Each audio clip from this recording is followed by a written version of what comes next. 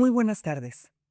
Les damos la bienvenida a la presentación del libro Danza, Herencias y Provocaciones decoloniales, el tercer volumen de la serie Composiciones para el Disenso, Perspectivas Iberoamericanas para la Danza. Esta obra, coordinada por Eugenia Caduz de Argentina y Aidela Chino de México, reúne a investigadores y artistas de 24 instituciones de México, Argentina, Brasil, Estados Unidos, Colombia, Perú y Bolivia, consolidando un proyecto editorial único en el ámbito de la danza iberoamericana. Para Danza UNAM, es motivo de orgullo apoyar esta iniciativa que ha sido nominada al prestigioso Premio de la Torre Bueno de la Dance Stories Association, marcando un hito al ser la primera publicación de una institución latinoamericana en recibir esta distinción. A continuación, les invitamos a escuchar a las destacadas participantes en esta presentación: Aidela Chino, Eugenia Caduz, Zulaí Macías Osorno, Patricia González Sánchez y Virginia Gutiérrez, quienes compartirán las perspectivas y procesos detrás de esta valiosa publicación y a quienes les agradezco profundamente su presencia. Muchas gracias.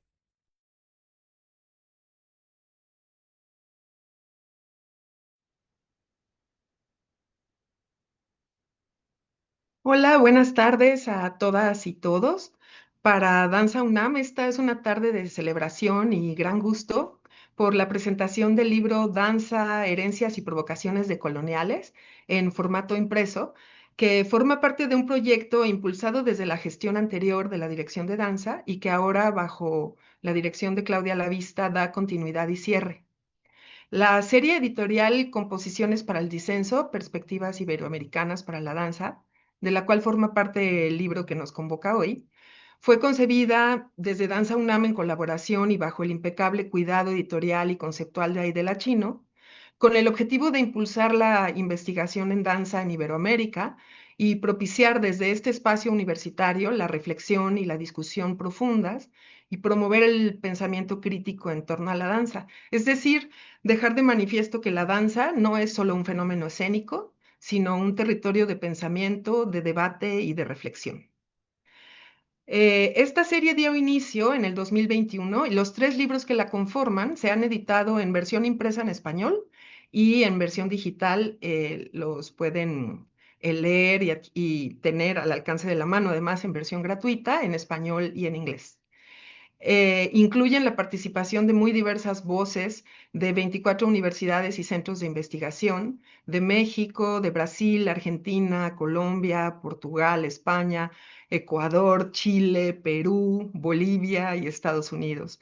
No quise dejar de mencionar ningún país porque ha sido un esfuerzo amplio, largo el que se ha hecho para la edición de estos libros, lo que lo convierte en un proyecto editorial único en su tipo a nivel mundial. Y me parece importante compartirles y resaltar la elección de las temáticas específicas de cada uno de los 3 volúmenes enfocados en la realidad latinoamericana, que permiten reconocer las dinámicas culturales confluyentes y diversas al mismo tiempo de los países iberoamericanos, sobre todo de los latinoamericanos. Las tensiones, las reconfiguraciones, los desbordamientos que produce ser habitantes del sur, sobre todo en este punto, hoy, en el que el panorama para el desarrollo y ejercicio profesional de la danza es incierto en el mundo entero, pero crítico en Latinoamérica.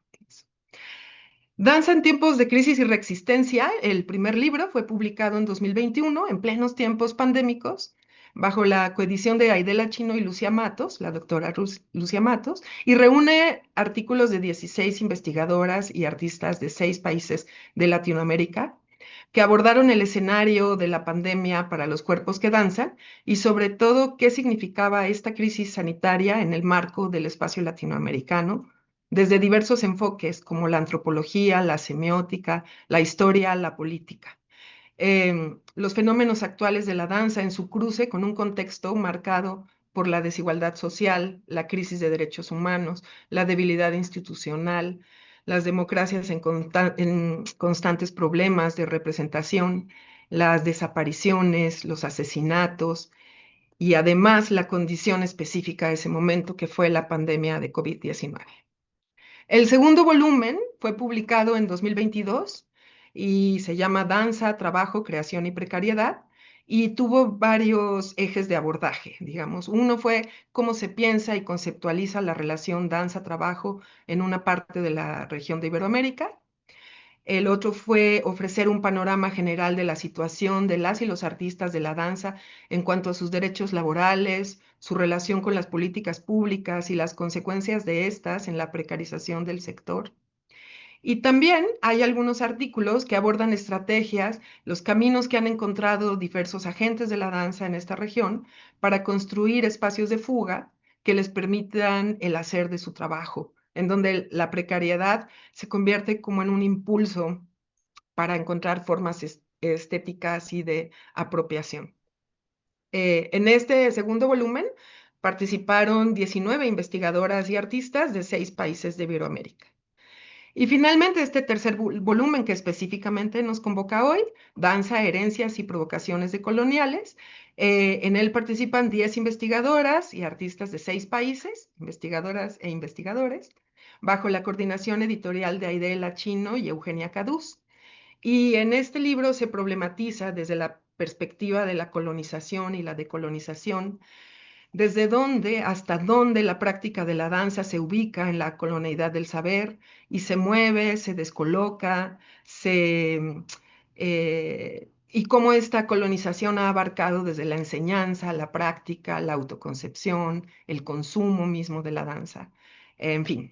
Pero bueno, antes de dar paso a quienes me acompañan hoy, que más bien son ellas las que van a ahondar en los contenidos específicos de este libro, autoras y editoras, termino reiterando que la UNAM, desde Danza UNAM, refrenda su empeño por favorecer y apoyar proyectos de investigación de alto nivel académico. Y bueno, pues para continuar la tarde de hoy, damos paso a la participación de Aidela Chino. Ahí tenía por aquí la semblanza lista. Aide es editora de la serie Composiciones para el Diseño, investigadora, editora y videoartista, egresada de coreografía del SICO-IMBA, licenciada en gestión cultural de la Universidad de Guadalajara y egresada de la carrera de filosofía de la UNAM. Maestría en filosofía política en la Universidad Nacional de Quilmes, Argentina, y es directora de Editorial Nicolasa, dedicada a la publicación de libros en torno a la danza, miembro del Sistema Nacional de Creadores Artísticos del 2023 al 2026. Adelante, Aide, te escuchamos. Hola, pues buenas tardes a todos. La verdad que estoy muy contenta porque creo que estamos cerrando un ciclo de publicaciones de la mejor manera posible, que es en este encuentro con los colegas, con la gente de la UNAM que hizo posible todo esto. Yo voy a ser muy breve porque quiero que este espacio tomen de manera prioritaria la palabra mis colegas que hoy están aquí conmigo. Yo nada más diré que es muy importante publicar libros de danza porque los libros nos permiten que los conocimientos que generamos colectivamente puedan también ser difundidos y puedan ser accesibles para todas, todos, todes. Eh, y hay que recordar que los grandes cambios sociales fueron acompañados por libros también que permitieron entender el mundo desde otros lugares, porque cuando un libro mira críticamente su entorno, entonces lo que se abre son perspectivas que nos ayudan a desnaturalizar lo que está naturalizado, nos ayuda a tener una mirada de extrañamiento y poder mirar con una visión renovada las dinámicas y los contextos en los que estamos inmersos. Y hay que celebrar la publicación de libros que apuestan por perspectivas críticas más en estos momentos, en donde la ultraderecha, el pensamiento único y la reducción de espacios se está volviendo una práctica cada vez más común, con el grave peligro que ello conlleva para la vida pacífica y democrática de nuestras ciudades, de nuestras sociedades. La Universidad Nacional Autónoma de México ha desempeñado un papel central en la discusión y construcción del México moderno. La UNAM es un espacio abierto al pensamiento complejo, a la diversidad de opiniones, a la libertad de expresión, porque entiende que la riqueza y potencia de una sociedad radica precisamente en la pluralidad política. Y con este espíritu que la caracteriza, justo en plena pandemia, ya lo comentaba Virginia, Difusión Cultural UNAM y la Dirección de Danza UNAM, que en aquel momento dirigía la maestra Goe Sotelo, decidieron apostar por el proyecto de editar estos 3 libros que conforman la serie Composiciones para el Disenso, Perspectivas Iberoamericanas para la Danza. Y justamente cuando empezábamos esta charla, Virginia decía, ay, ¿cómo me recuerda esto a la pandemia? Cuando pensábamos cómo serían estas publicaciones y cómo iba a apoyar la universidad, tuvimos una serie de reuniones virtuales que tenían como fondos salas, cocinas, comedores, y ahí en esos fondos tomó forma estas publicaciones que se han caracterizado por su alta calidad y originalidad. Más tarde, la maestra Claudia Lavista, con gran sensibilidad y consciente de la importancia de estas publicaciones, llevó a buen puerto el proyecto con el libro que hoy presentamos. Los libros no se hacen solos, los libros siempre son pensamiento colectivo y un proceso colectivo. Y estos libros justamente fueron posibles por la participación de muchas personas que pusieron su talento, su tiempo para lograr el mejor resultado posible. Por ello, quiero agradecer a Marian Mendívil, Efraín Díaz, Virginia Gutiérrez, Úrsula Vázquez, Max Cheto y a todo el equipo de Danza UNAM que de una u otra forma apoyó redactando las cartas, enviando los oficios, dando seguimiento a que los procesos administrativos fueran de la manera correcta y lo más rápido y ágiles posible. Todos ellos participaron en el complejo proceso que es hacer un libro. También quiero agradecer al equipo de Editorial Nicolasa por el compromiso, a Juan Di Vela, Daniela Carro y Marcos Pérez por el cuidado en la traducción de los libros al inglés. Fue un proceso. Marco, por ejemplo, es un traductor especializado en lenguaje académico, en adecuar los textos de los investigadores iberoamericanos a las normas académicas del mundo anglosajón para que estos pudieran llegar a amplios lectores de lengua inglesa cumpliendo con todo el rigor y los requisitos que se requieren para una publicación científica que emana de una universidad. También quiero agradecer a David Plasencia y Elizabeth Morales por el diseño. Si ustedes, bueno, me voy a permitir enseñarles el libro, la serie. Tuvo un trabajo de diseño muy cuidado, seleccionando los colores, la disposición de las imágenes, también, bueno, la selección de fotos, trabajar cada foto, los gráficos que componen el libro, fue un trabajo de pensar los libros en términos de qué significa hacer un libro de danza. Y un amigo me decía, es que los libros que están publicando parecen álbums de rock porque de un capítulo a otro hay un ritmo que se siente y entonces eso hace que uno pueda también disfrutar en muchos sentidos la lectura de estos textos. Y en este proceso de hacer los libros, dos personas fueron fundamentales, quienes son mis colegas y amigas, Lucia Matos de Brasil y Eugenia Caduz de Argentina. Con ellas aprendí mucho del trabajo de investigación.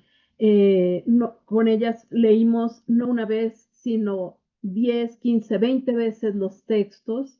Ellas me enseñaron a pensar la danza desde lugares insospechados, pero sobre todo fueron estupendas compañeras de coedición de estos libros, leyendo, señalando, dialogando, sugiriendo cambios, sugiriendo la mejor manera de presentar estos textos, con un respeto absoluto a las formas de pensar y escribir de cada investigador, porque los libros, el hacer libros, también se transforma en un trabajo de mucho respeto, de colaboración. Yo digo que hacer un libro es generar espacios de encuentro y diálogo. Y creo que eso en este mundo y en este momento del mundo de discursos altisonantes, de gente que no se escucha, que grita pero no dialoga, estos libros son un buen espacio para enseñar lo que provoca cuando nos sentamos a escuchar a los otros, a dialogar y llegar a buenos acuerdos para lograr objetivos comunes.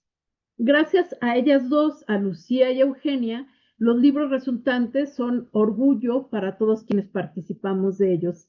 Los libros son una clara constancia de cómo el campo de la investigación en América Latina ha alcanzado un gran nivel, tiene un gran nivel por las perspectivas, por las cosas que investiga, por los enfoques, y además que estos libros también nos dan cuenta de la diversidad de prácticas artísticas y de enfoques metodológicos que existen en la región. Reitero mi agradecimiento a la UNAM y a la Dirección de Danza UNAM por hacer posible este proyecto que generó un espacio de encuentro y fecunda reflexión. Creo que la nominación que nos dieron para el premio de la Torre Bueno es la constatación de que hicimos un muy buen trabajo y también la constatación de que la UNAM es innovadora, pionera y es capaz de impulsar y poner recursos humanos, recursos económicos, recursos tecnológicos para hacer posible estos proyectos. Y sin más, yo solo lo único que tengo que decir es Goya Universidad. Gracias. Gracias, Aide. Sí, pues sí, como comentas, me parece a mí desde Danza UNAM y habiendo sido básicamente testigo en mi colaboración, he de confesar que fue pequeñita en esta serie porque el área en la que trabajo pues no es específicamente la dedicada a lo académico en Danza UNAM, pero pues sí fui testigo y me parece una conjunción muy virtuosa lo que sucedió durante 5 años de trabajo, ¿no? Constante para la edición de estos 3 libros. Y pues nada más quisiera compartir a los que nos están escuchando, a los que nos van a escuchar después, que como siempre digo de las funciones de danza, de las presentaciones escénicas, también me parece que los libros cierran su proceso, se concretan, sucede cuando hay lectores allá del otro lado que los leen, que los reflexionan, que los conocen. Y yo que ahora recorrí de nuevo como los 3 libros, puedo decir que es una lectura como muy profunda, muy académica, ¿no? De un gran nivel, pero también de una lectura accesible, paradójicamente, ¿no? Entonces sí invitaría ahí a los que nos están escuchando, pues a buscarlos y afortunadamente los tenemos en acceso gratuito en la página del repositorios de libros de la universidad, que es librosoa.unam.mx, a ver si por ahí al ratito lo podemos compartir, pero si no, lo estaré repitiendo. Y bueno, pues continuamos con esta reflexión en torno al libro, con la participación pues de la coeditora Eugenia Cadús. Es argentina, investigadora asistente del Consejo Nacional de Investigaciones Científicas y Técnicas, CONICET, con lugar de trabajo en la Universidad Nacional de las Artes en el Departamento de Artes del Movimiento, universidad donde dicta clases en el Departamento de Folclore. Doctora en Historia y Teoría de las Artes por la Universidad de Buenos Aires, donde también ejerce la docencia y dirige el Grupo de Estudios de Danzas Argentinas y Latinoamericanas, GEDAL. Sus investigaciones se centran en la danza escénica latinoamericana y la política y los estudios decoloniales. Adelante, Eugenia, bienvenida. Hola, buenas tardes, casi buenas noches acá en Argentina.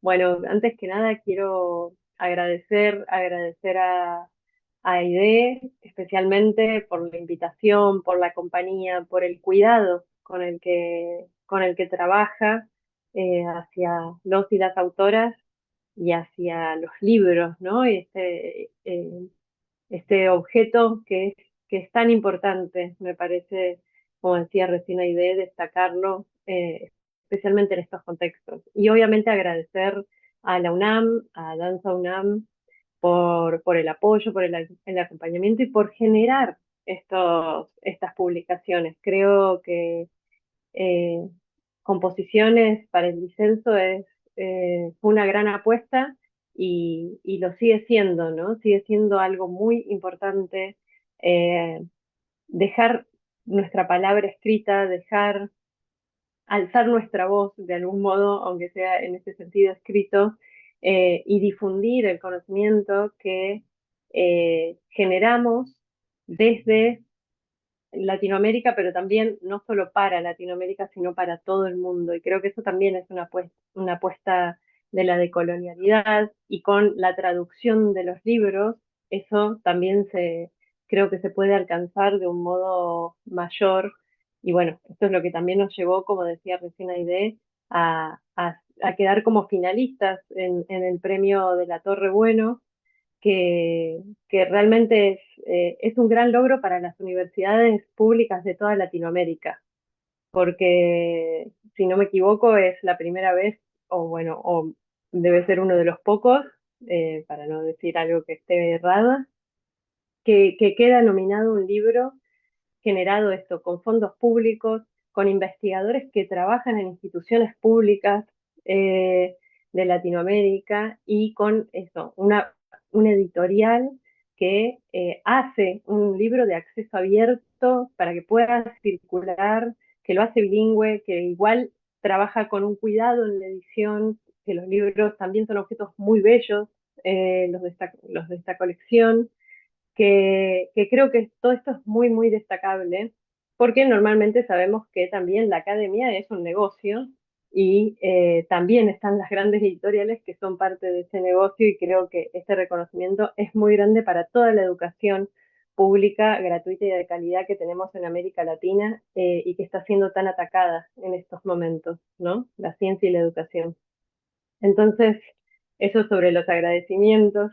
Y yo lo que quería contar un poco es cómo se gestó la idea de este libro, que comenzó en realidad con ciertos diálogos precisamente norte-sur, ¿no? Diálogos que yo como, en su momento como doctoranda, luego como postdoctoranda, empecé a entablar con distintos investigadores, y una gran amistad que también entablé con Victoria Fortuna, autora también dentro del libro y quien trabaja en Estados Unidos. Con ella siempre empezamos a discutir, porque ella trabaja sobre Argentina, y a alimentarnos en nuestra discusión de las miradas hemisféricas. Y eso siempre nos pareció muy, muy provechoso para nuestro trabajo y también obviamente para nuestra amistad. Entonces, siempre quisimos tratar de extender esto, y decíamos, bueno, tenemos que hacer algo sobre danza y política, pero invitando a otros, a sumar a otras personas a nuestra discusión, a nuestros pensamientos, sobre las categorías, cómo traducir, ¿no? Esta cuestión de la traducción, pero ya en términos conceptuales, cómo uno traduce experiencias, traduce categorías, traduce herencias y luchas. Y bueno, esto era algo que siempre hablábamos con Victoria, pero finalmente en la pandemia eh, se organizó un festival que se organiza en realidad todos los años, pero esta vez fue virtual. Es un festival de danza independiente organizado por COBAI, que es una asociación de danza independiente de la ciudad de Rosario, Argentina, que es el Festival El Cruce. Y me pidieron que proponga personas para hacer una mesa de investigadores de Latinoamérica que pensáramos sobre la danza, aprovechando precisamente las plataformas y todo esto que ustedes antes mencionaban sobre los cambios que hubo en la pandemia y las cuestiones de la virtualidad. Así que hicimos esta mesa sobre danza y política en América Latina, y la verdad fue, valga la redundancia con el nombre del festival, un cruce y un encuentro muy, muy provechoso, que nos sorprendió incluso a nosotros mismos, que ya nos conocíamos algunos de ellos, entre los cuales estaban, además de Victoria, Rafael Guarato, Ana María Tamayo Duque y Mariana Sáez, que empezamos a formar a partir de eso un grupo en el que nos reuníamos periódicamente eh, para discutir nuestros textos, para pensar juntos eh, estas categorías de danza y política, cómo pensábamos la danza en América Latina, y cómo también trabajábamos cada una de nosotras desde distintas perspectivas, ¿no? Desde perspectivas históricas, antropológicas, pero siempre teniendo como centro a la danza, ¿no? Desde la perspectiva de los estudios críticos de la danza, podríamos decir. Y ahí surgió la necesidad primero de participar en un congreso, presentar ponencias, una mesa, pero luego dijimos hacer una publicación. Y justo vino así como por arte de magia, apareció Aide con la hermosa invitación para acompañarla a editar el próximo libro de la serie Composiciones para el Diseño. Yo acepté con muchísimo gusto, pero le tiré el pitch de este proyecto que ya teníamos un poco avanzado, con la voluntad de, obviamente, abrirlo a otros autores y otras autoras. Y bueno, Aide, por suerte, aceptó. Y empezamos a colaborar pensando, bueno, cómo alimentar esto que ya venía haciendo. Fue así que invitamos a los demás autores, como Zulay, que está acá presente, como José Reynoso, como también el grupo que escribió en la sección de diálogos críticos, que la verdad es que es una sección que les recomiendo, o sea, que no se la pierdan cuando lleguen el libro, cuando lo miren, porque es muy enriquecedora, donde invitamos a 3 artistas andinos, podríamos decir, ¿no? De Jujuy, de el noroeste argentino, Máximo Maní, de Perú a Patricia González, y de Bolivia a Oscar Rea. Así empezamos a trabajar en esta idea del libro, primero compartiendo un poco lo que el resto del grupo ya venía gestando y también leyéndonos y reuniéndonos. O sea, el libro realmente es un trabajo colectivo donde nos encontrábamos por Zoom, nos hacíamos devoluciones, leíamos un montón de veces los textos, como decía Aide, y los fuimos gestando de este modo. Y creo que eso se nota. En la edición se nota la coherencia, se nota que no es un dossier, por ejemplo, de una revista, sino un libro que está curado de algún modo, como si fuese una exposición. Entonces, bueno, quiero destacar esto y quiero destacar principalmente de esta experiencia eh, el valor de lo común, de lo comunitario, el valor de generar estas redes que sean sur-sur y también hemisféricas, en diálogo crítico, eh, y cómo a partir de estas redes empiezan a surgir estas preguntas por nuestros legados, por nuestras herencias, por nuestras historias. Y el compartir esas historias fue lo que nos fue llevando también a compartir anécdotas, ¿no? A un modo narrativo literario y no tan académico en el sentido por ahí del norte global, de cómo contar algo, de cómo acceder a un conocimiento que nos parecía que era muy característico nuestro americano. Entonces, es por eso que cada capítulo del libro comienza con una historia personal, con algo que vivimos y que nos hizo pensar en otras cuestiones, ¿no? Y esto está acompañado además de una pieza gráfica. Así que esto también nos va llevando a este ejercicio de la decolonialidad, que es un ejercicio constante, ¿no? La decolonialidad es una pregunta constante que cada uno, cada una de nosotras tiene que hacerse sobre cada pequeño gesto, cada pequeña palabra y demás. Es una construcción y deconstrucción constante.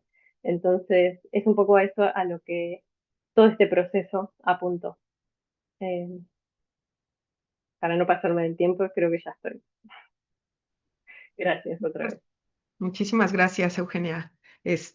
Y bueno, pues damos paso a que Zulay Macías Osorno nos cuente la anécdota personal que le detonó ese artículo que está en el libro. Espérenme tantito, antes de eso leo la semblanza de Zulay para que sepa todo el mundo quién es. Zulay Macías Osorno es autora de este libro, Universidad Nacional Autónoma de México. Se dedica a la reflexión de las artes escénicas y a la investigación de la danza, entendida esta como una forma de producir pensamientos desde y con el cuerpo. Psicóloga y maestra en filosofía por la UNAM, doctora en ciencias sociales y humanidades por la UAM, docente de asignaturas en la ENES UNAM Morelia y en la maestría en investigación de la danza del CENIDI Danza José Limón. Colabora como coordinadora del aula del espectador de Teatro UNAM, aquí mismo en Cultura UNAM. Y bienvenida, Zulay. Gracias, Vicky. Bueno, pues buenas tardes. Agradezco muchísimo la invitación a Idea, Eugenia, a la gente que conforma y ha conformado Danza UNAM.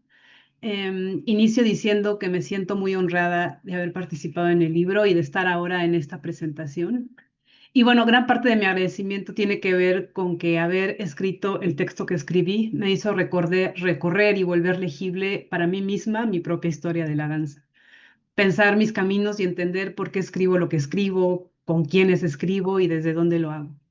Entonces, trabajar el texto me dio esta oportunidad de revisar, ¿no? Tomando el término del libro, las herencias que me ha dejado el campo de la danza, la manera en cómo las asimilo o las he asimilado y cómo me he hecho cargo de ellas, ¿no? Las he rebatido y cuestionado. Entonces, bueno, esta invitación a escribir hizo que bueno, si bien de inicio yo pensaba que mis textos e investigaciones no se inscribían en las teorías de lo decolonial, de hecho fue uno de mis primeros pensamientos cuando me invitaron, y yo qué tengo que decir sobre esto. Igual había como una intuición de que algo tenía que cuestionar o decir sobre las estructuras de poder en las que yo misma estoy inserta, ¿no? Un poco lo que decía Eugenia, ¿no? Que es como una pregunta constante, que quizás lo importante es hacerla consciente. Definitivamente eso que yo pensaba, ¿no? Que se hace teoría, ¿no? Que se trabaja por volverse inteligible, antes ya está en lo material, en los cuerpos. Y justo era mi cuerpo el que me decía que sí tenía algo que decir, ¿no? Sobre esto. Esta intuición de que yo tenía algo que decir, además sin meterme, ¿no? A definir términos o a ahondar en teorías, pudo materializarse justo con esta provocación o con la consigna del libro, ¿no? A partir de la historia, de una historia propia y de una imagen. Y pensar en una imagen y en mi historia, en mi microhistoria de la danza, me llevaron muy orgánicamente a un solo lugar que me impulsaría a empezar a escribir todo lo que escribí. Y son unas tarjetitas en las que había un dibujo y una dedicatoria que hacía a mano uno de mi segundo maestro de ballet, como premio para las mejores alumnas del mes, ¿no? En la academia en donde tomamos clase. Y bueno, esta pregunta, ¿quién es mejor, quién es peor? Desde ahí ya viene una carga que devela que pues ninguna formación en danza es neutra, porque efectivamente esas tarjetas había que ganárselas siendo buena alumna.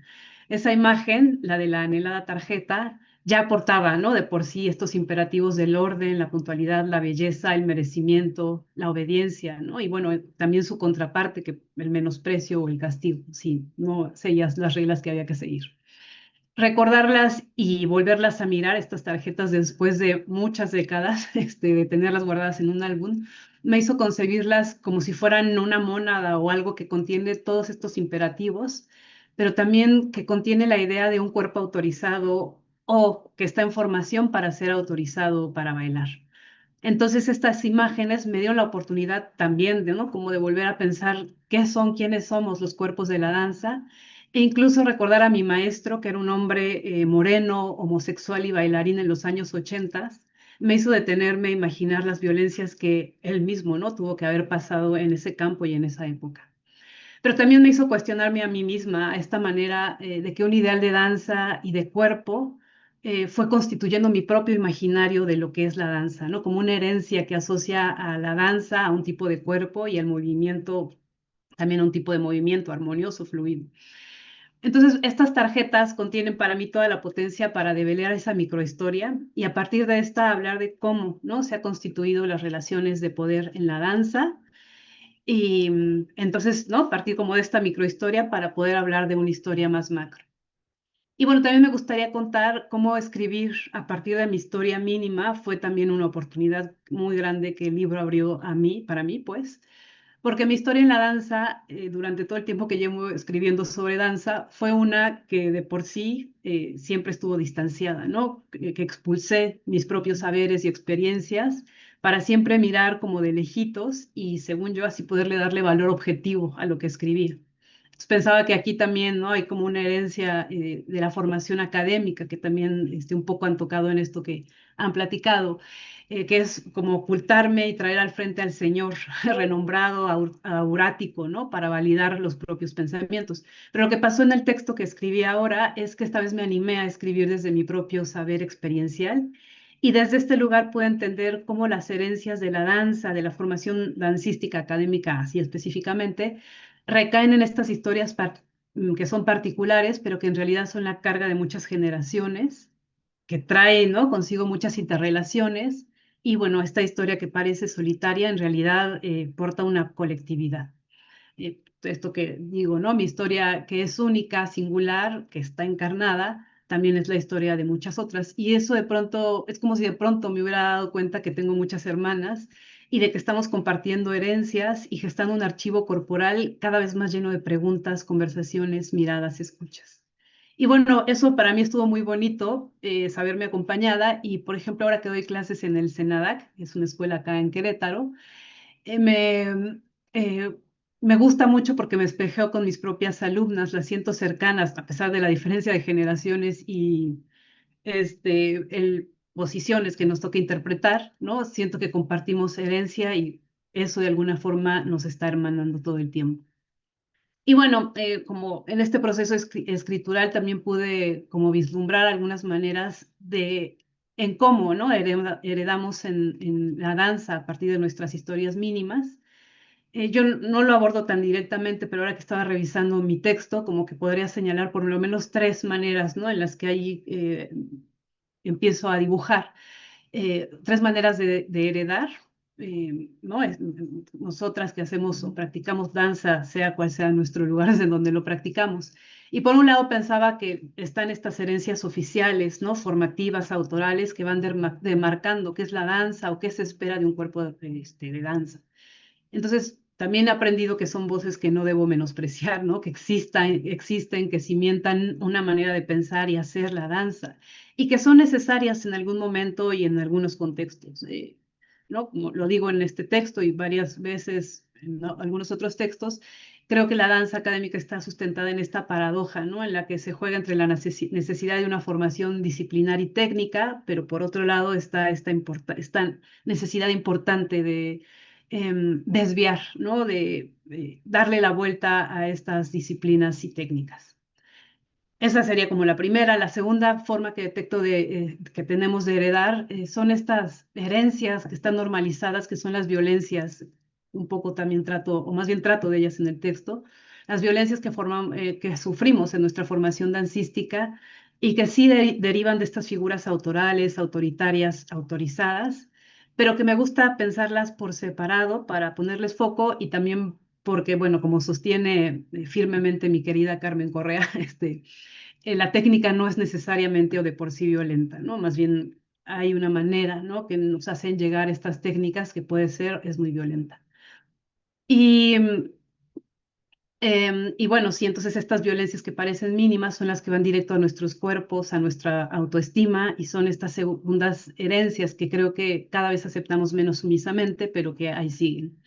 Y la última herencia que detecto son las que les llamo, ¿no? De las abuelas araña, que también es un término que, no también, sino es un término que retomo de Rebecca Solnit y que para mí es fundamental para concebir la práctica en la danza, porque es un término que subraya el hecho de que todo el tiempo estamos en diálogo a través de nuestras formas de pensar, crear, escribir, danzar con nuestras abuelas arañas, ¿no? Que nos recuerdan que no toda es la formación académica, institucional o la educación formal. Estas abuelas arañas nos preceden o están ahí siempre a la lateral de la formación, de nuestras formaciones formales, y son esas influencias excluidas pero existentes, ¿no? Que están ahí, que hemos encarnado, con las que dialogamos y que hacen de la práctica de la danza una práctica para mí contemporánea, ¿no? Porque es a partir de estos desvíos que tenemos en el momento de dialogar con estas abuelas arañas que la formación cerrada se bifurca, ¿no? Que esta cuadratura en la que estamos inscritas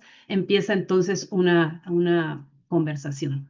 Entonces, bueno, pensaba en esas tres, ¿no? Estas herramientas que heredamos, las violencias mínimas y por último estas herencias de las abuelas arañas. Y bueno, nada más como lo último que me gustaría decir es que para mí es muy importante reconocer estas herencias porque nos movilizan, ¿no? Es como un reconocimiento que nos hace saber que nunca actuamos solas, que no estamos solas ni cuando tenemos momentos de iluminación creativa, detrás, al lado, ensambladas, materialmente están estas redes de referencias, de diálogos, de citas, ¿no? Que nos sostienen y acompañan, pero que tampoco estamos solas cuando nos toca enfrentar esos lugares en apariencia inamovibles, ¿no? Entonces, sabernos inscritas en estas ciertas tradiciones disciplinares y disciplinantes que están sostenidas por bagajes de larga data y muy grandes, sí ayuda a ponernos en contexto, pero también nos ayuda a mirarnos a nosotras mismas y mirar a la tradición como algo que no es estático, ¿no?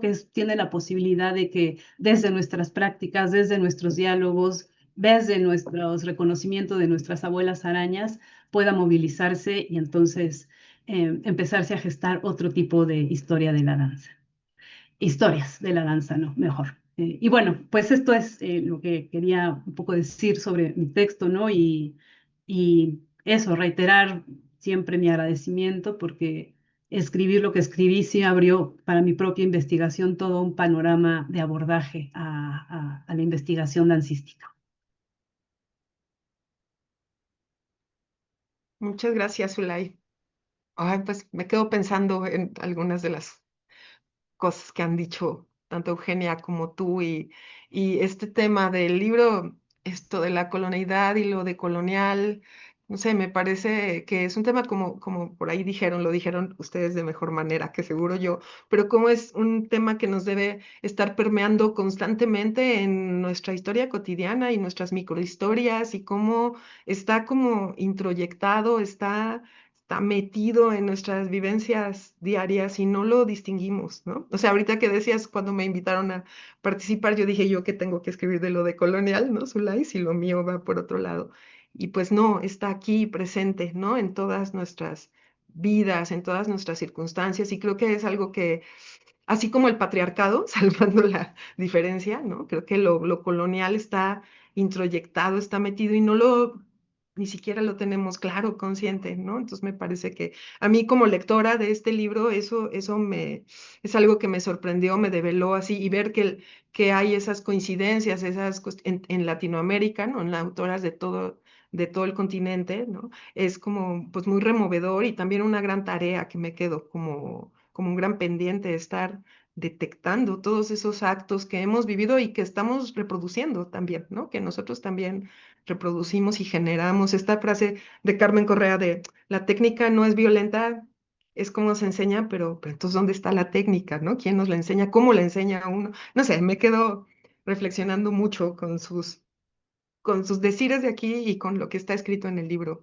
Pero bueno, sigamos ahora con la participación de otra de las autoras, que es Patricia González Sánchez. No sé si andas por aquí, Patricia, no veo tu video, pero espero que de la Universidad Nacional Mayor de San Marcos, Perú, aquí está.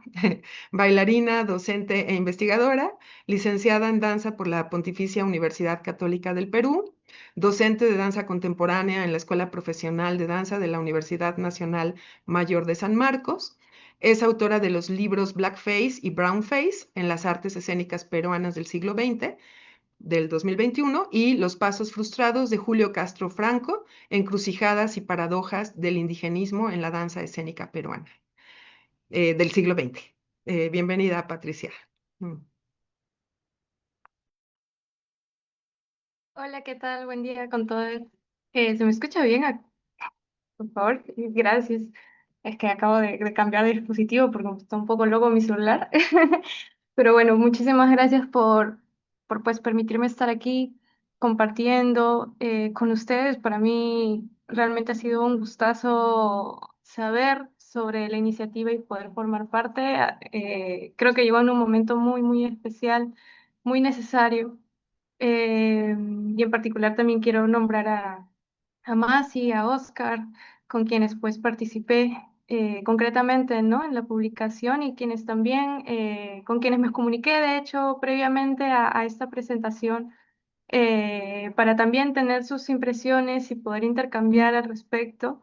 Y de hecho yo he preparado más bien un textito porque siento que a veces me abro mucho, así que voy a leerles. Eh, y bueno, ahí voy. Hace unos años escuché a un importante musicólogo peruano que presentaba en ese momento un libro para desbaratar los mitos que habían construido varios intelectuales a lo largo del siglo XX, para aseverar que la llamada música incaica sería característicamente pentatónica. Decir pues que los músicos contemporáneos que se adscriben a dicho estilo no tenían por qué llegar a saber de esto, ¿no? Que su práctica actual se habría construido sobre algo que no era, vamos a decir, verdad. Me dejó muy consternada esa postura suya, porque este mismo investigador es un llamado músico popular andino. Entonces me preguntaba, ¿no? ¿Por qué un intelectual y a la vez artista veía no indispensable que los últimos no se formen también en lo que supone el saber académico?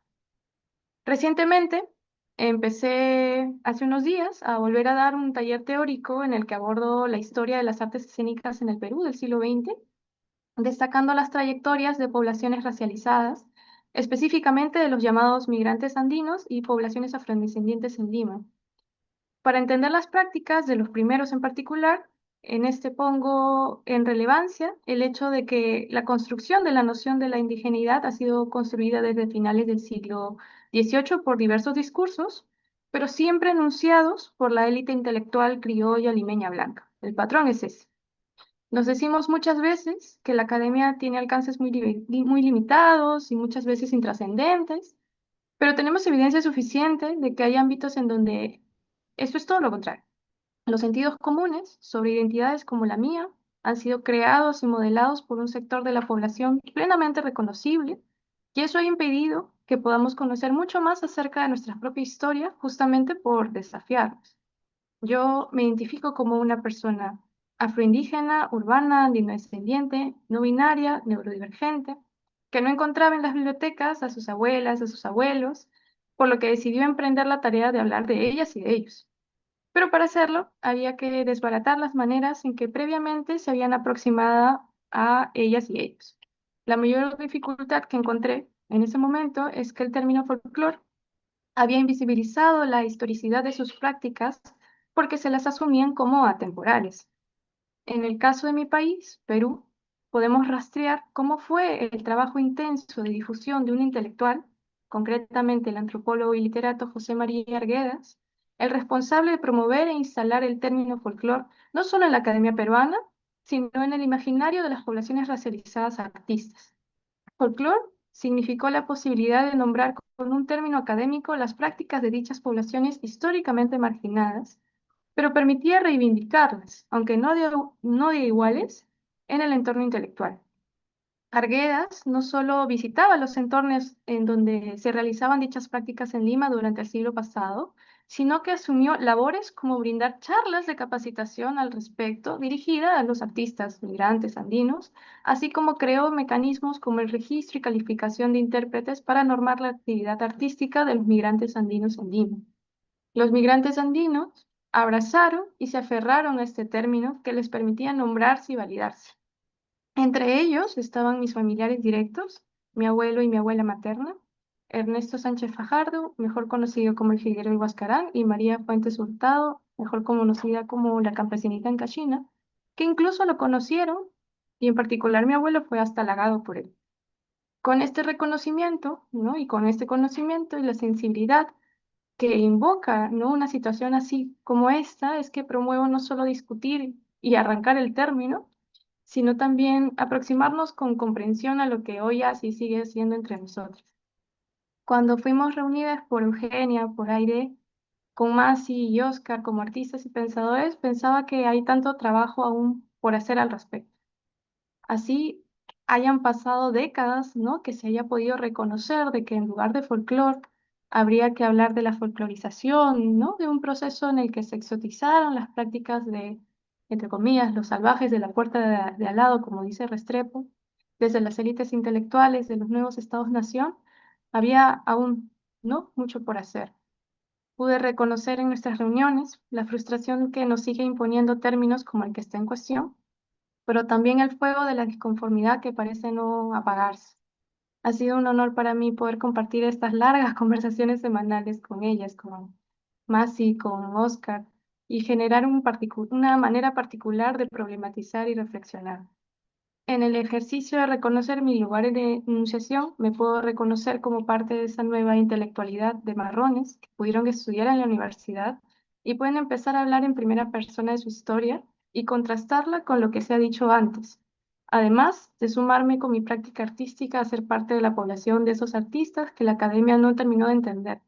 Manifestaciones como las que hizo el intelectual y músico al que cito en un inicio, me hace pensar que se cree que poblaciones históricamente marginadas como nosotros, y de la que él sería parte, no estamos activamente buscando cómo salir del entrampamiento de ser menospreciados, precarizados, lo que incluso pone en riesgo nuestras vidas. En ese sentido, ¿por qué crear una distancia entre el ser artista y ser intelectual? ¿Y por qué hacer eso para los demás? Lo que nos da cuenta la historia es que no solo ha bastado con producir conocimiento, este no hace ni tiene poder por sí mismo. El poder lo otorga quien lo enuncia, eso es lo que da la capacidad de ser introducido. Voces como las nuestras, como Masi, Oscar, disputando los espacios académicos para dar cuenta de nuestras ideas, son por eso importantes. Y por eso agradezco nuevamente el poder estar en este espacio. Como bien dijo Aide, en la reunión en la que conocí personalmente, la cito, hacer libros es acción directa. pienso que para nosotros es necesario entender que sí es importante habitar estos espacios, que es todo un suceso, de hecho, poder plantarnos en estos y asumir que la divulgación es una responsabilidad que podemos ver que ha sido vital, ¿no? Y que por eso debemos tener una plena intencionalidad de participar dentro y fuera de la academia con nuestras ideas. Bueno, eso ha sido lo que quería compartir con ustedes. Otra vez, muchísimas gracias por permitir pues estén nuestras voces aquí también de estas diversas maneras. Yo he aprendido muchísimo también en este intercambio con Masi y con Oscar. Creo que es sumamente particular el momento en el que estamos habitando y me parece también sumamente reconfortante para nosotros el poder intercambiar, ¿no? De a pares, ¿no? Creo que es sumamente valioso. Entonces, bueno, muchas gracias. Muchas gracias, Patricia. No sé si alguna de ustedes tiene algún comentario más que hacer o por ahí. Tenemos también acá un comentario en el Facebook de María Antonieta Mendívil, que tuvo eh, una participación muy importante en la configuración de esta serie desde Danza UNAM en la anterior gestión. Dice, felicidades a todas.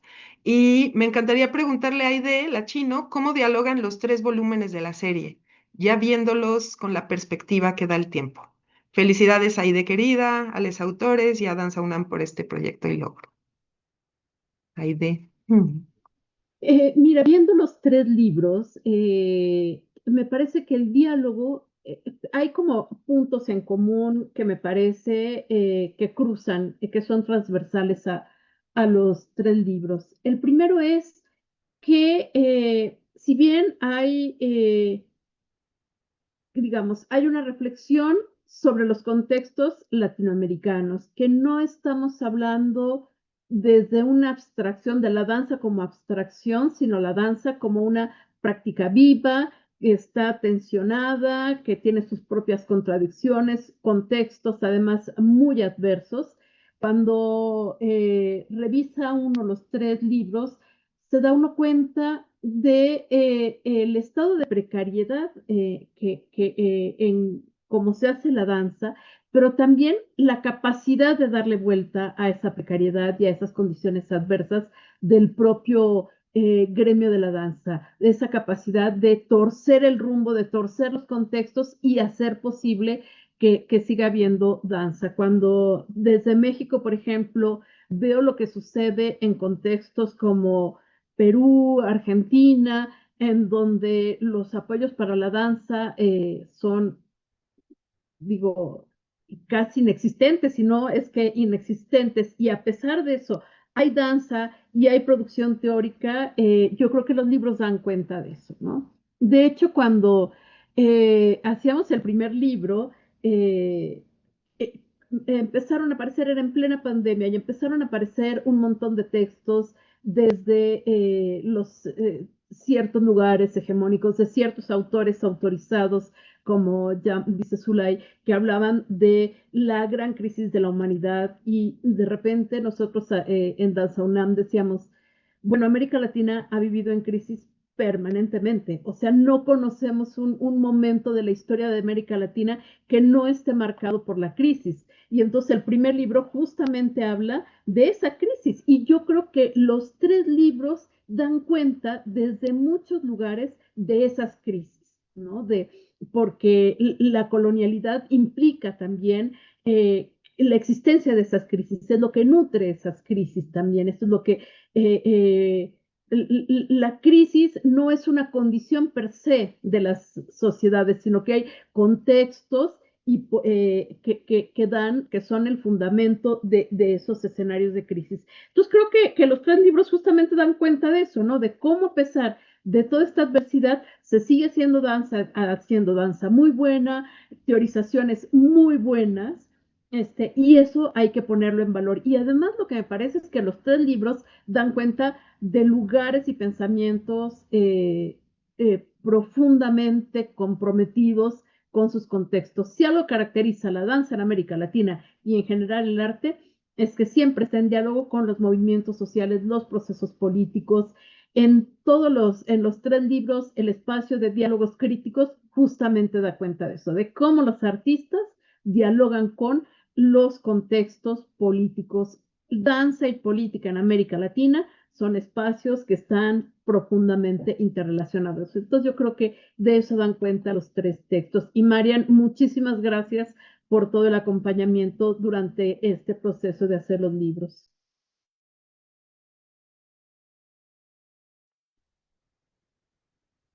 Bien, pues creo que si no tienen algún otro comentario, las autoras, las editoras de este libro, no queda más que invitar al público a adquirir el libro en la editorial Nicolasa, ¿no? La edición impresa.